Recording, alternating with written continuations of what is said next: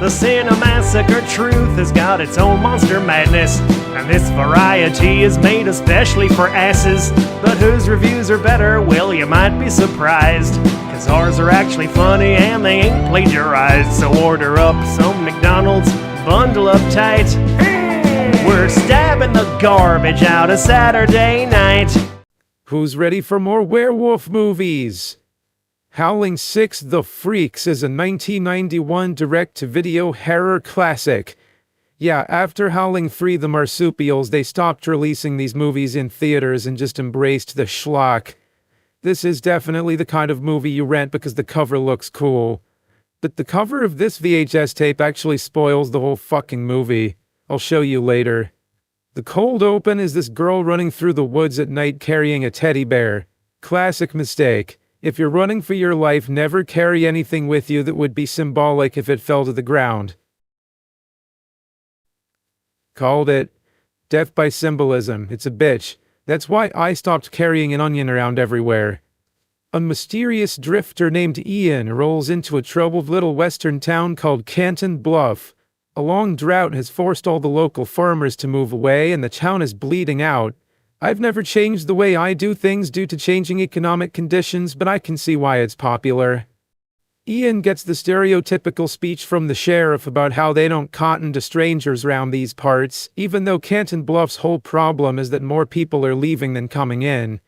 The local preacher bails Ian out by vouching for him and offering him room and board in exchange for helping him renovate his church. Yeah, that's what this town needs. Someone to moralize at them and then demand 10% of their money. Hey, preacher man, wants 10% of nothing. Nothing? Well, alright, pleasure doing business with you. In fact, here, have a 20% tip. They have a stereotypical working montage, then the stereotypical mysterious drifter takes notice of the stereotypical sweet innocent preacher's daughter. Could this movie be any more stock? They might as well have called it, Boo, Werewolf Movie. The circus is coming to town. Harker, the smooth-talking British guy who runs it, is talking to a guy he wants to recruit for his freak show. Winston the Alligator Boy, a guy with a weird skin condition. Harker's got a pretty dramatic sales pitch for why Winston should take the job. The world will look at you with awe. As long as you're with me, they'll never again call you freak. You know, this argument might work better if the place of employment was anywhere other than a literal freak show. Like, next tax season, Winston's gonna have to write circus freak under his occupation.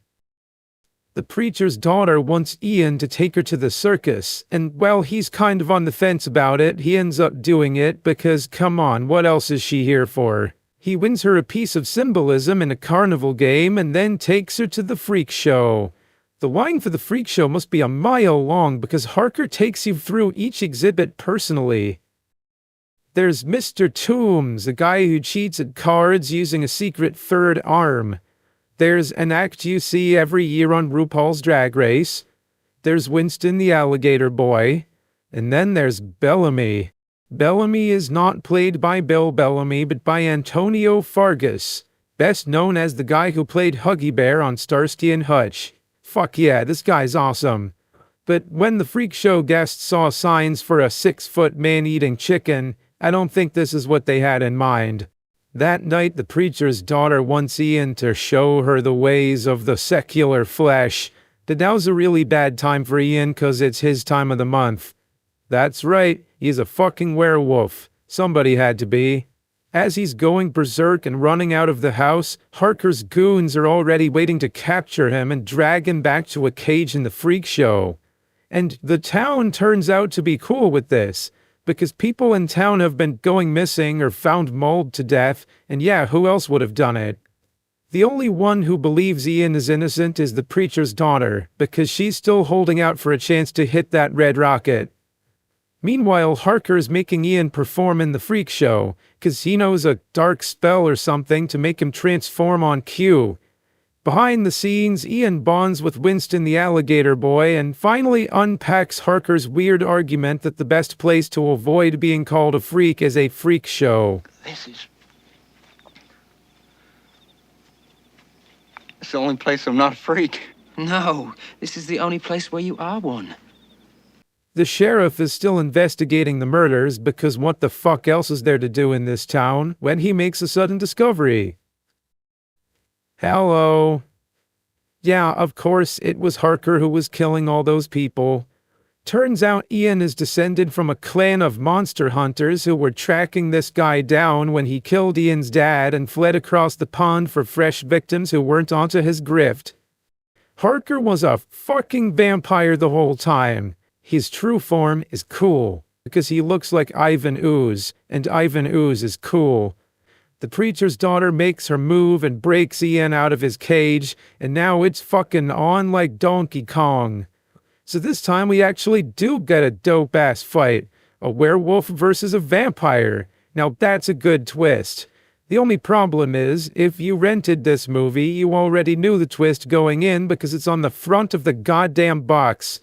This movie actually got better in the digital era because it got it out of this fucking box and straight onto screens.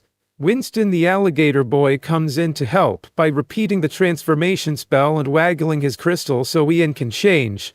Harker takes Winston as a hostage and drains him when Ian won't back down. To save his life, Ian has to bite Winston.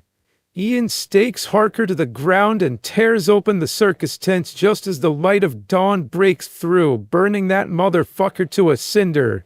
In hindsight, it is kind of funny that Harker chose to start a circus in tents, held down with stakes. Ian has avenged his dad and cleared his name, that there's more important things to do now than get the girl and give her the red rocket. Winston needs him more. He's a werewolf now, maybe also a vampire, on top of being an alligator boy. Ian chooses friendship over tight evangelical sliz and walks off with Winston into the desert, where he can train him to manage his condition. So what do I think of this movie? It's an improvement over Howling 3 for sure. It knows what it wants to be, even if it's a little schlocky. The fights and makeup look good. I'm getting hung up on the themes, though. Howling 6 wants to portray freakiness as something that's largely self-imposed. You teach other people how to treat you. Dignity and shame both come from within. So, if you don't want to be seen as a freak, why would you ever think that the best place for you was at a freak show?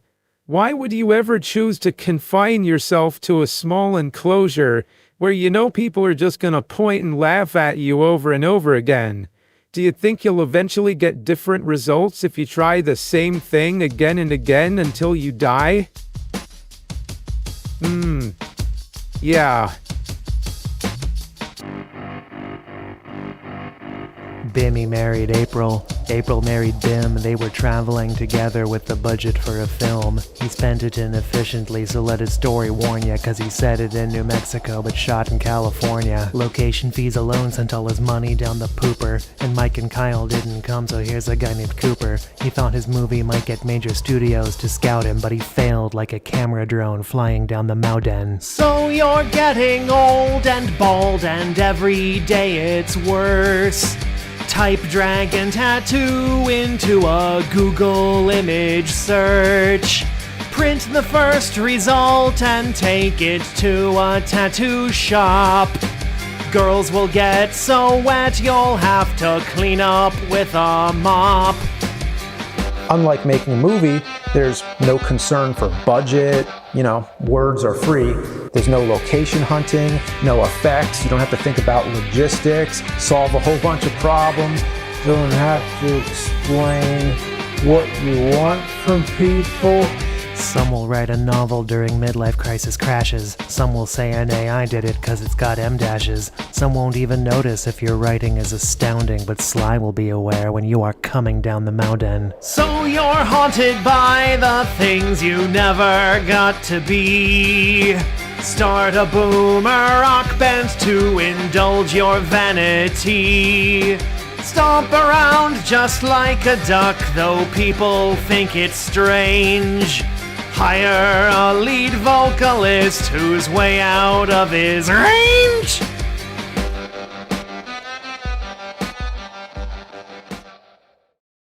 Oh, I am very aware.